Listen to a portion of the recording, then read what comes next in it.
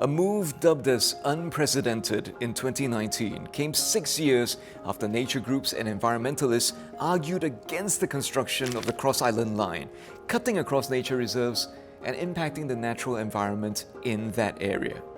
So the clearing of forests in Singapore generally tends to be met with large amounts of public uproar, and understandably so, because it impacts our green spaces and wildlife. However, such plans for urban development are not simply made on a whim.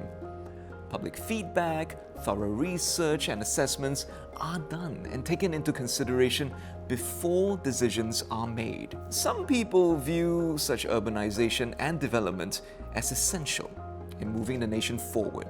But exactly how much is too much?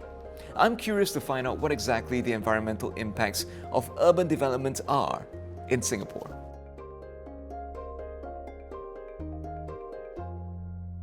So I'm here with Albert, who's the Assistant Director of Conservation at the Nature Society Singapore. How has our continued and very rapid urbanization affected the ecology and the green spaces that we have here?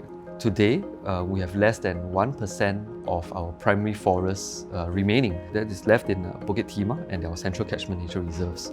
Primary forests, as compared to secondary forests, is particularly important because these are basically your old-growth forests, like it's never been touched. If you look at our satellite view of Singapore today, there is still quite a bit of green, but some of these are managed parks and gardens, and these are not the same shade of green as I would call, say, for forests. The second impact of our rapid development has had on our island is the loss of mangroves. So today, we have less than 10% of our mangroves remaining because of our development, because we need to, for example, dam up our rivers for water security.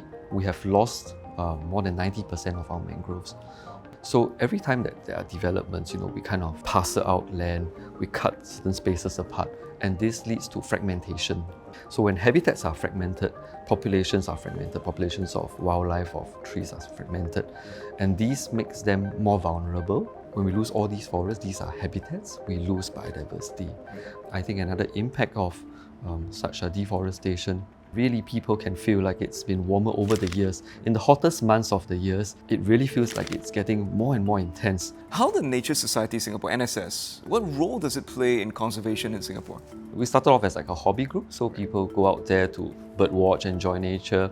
And today, people realize that if they don't protect nature, they lose the space for them to enjoy nature.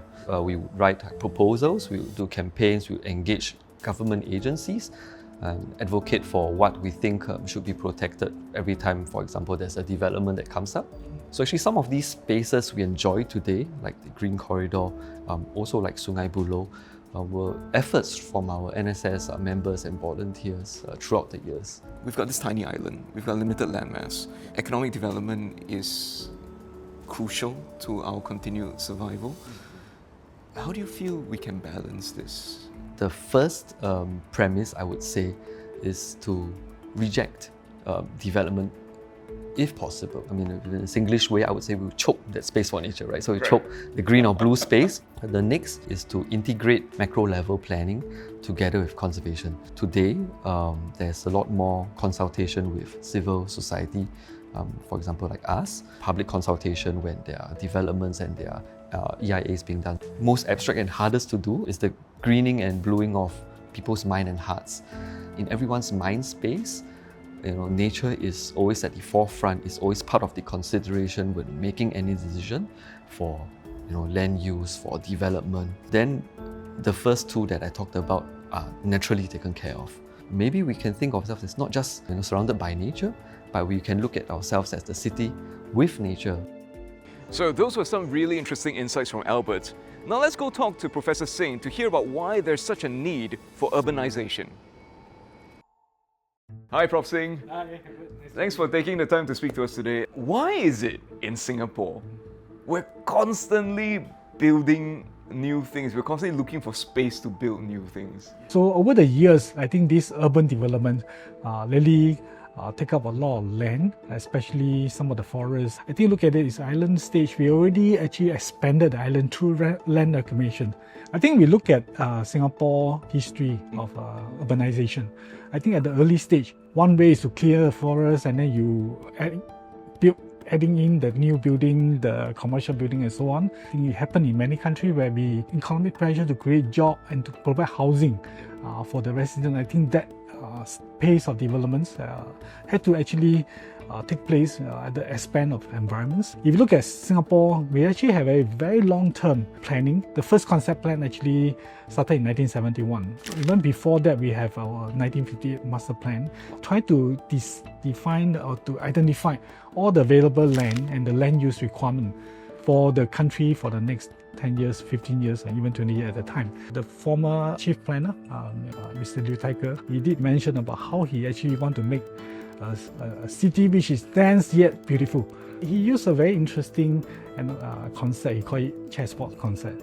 Chessboard concept, you have black and white box, so you don't build everywhere. While you have a black box, you also have some buffer area where you can create parks and greenery, so that you don't see our city to be overly congested. So from the garden city concept, now we actually evolved and expanded into what they call the garden in the city. Because while you build and more urbanized, the greenery conserved instead of actually adding back more greenery, green park after constructions. How do you feel about, for example, some NGOs and activist groups trying to push back on the government's efforts to develop a lot of the secondary forests that are remaining in Singapore? Because really, some of these areas are needed for development, but there's been a lot of pressure to try to retain these spaces. When we start urbanization, urban planning, I think this probably have been neglected. I think over the years, government start to introduce a lot more this environment consideration, because some environmentally sensitive area, the developer actually had to carry out what they call environmental impact assessment.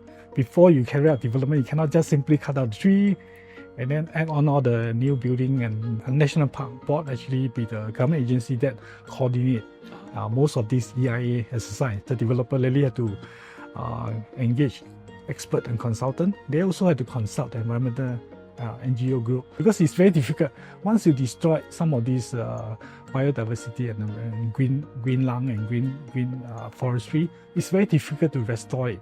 They're trying to create some buffer, green buffer around some of these very sensitive, environment sensitive area, such that people can still carry out some development, but there's this green buffer to separate from the actual habitat. Despite all these efforts, we know that Singapore is growing and will continue to grow. We've breached the 6 million people mark, and it can feel, at least it feels to me, like it is inevitable that we're going to need more space for people to live. And that necessarily means we're going to have to get rid of more green spaces. From the private or commercial entity perspective, when they're optimizing the economics value by intensifying the land use, sometimes the environmental aspect is the one that always have to give way at the beginning. So I think if we can balance the two, that will be something that we probably need to think about when you carry out new developments. Otherwise, this will become a problem, what we call the public goods issue, trade in commons. If its environment protection is very low in terms of the cost and the value of protecting it is low, then people just cut down the forest and destroy it. Let's hope they take action before it's too late. Yes. Thanks so much, Prof. Singh. Yeah, thanks. So, we obviously can't do anything about the green spaces that we've already lost. But what we can do is to make sure that even as Singapore continues to grow and develop, that we conserve and we preserve the spaces that we still have, so that our children can still have nature in their future.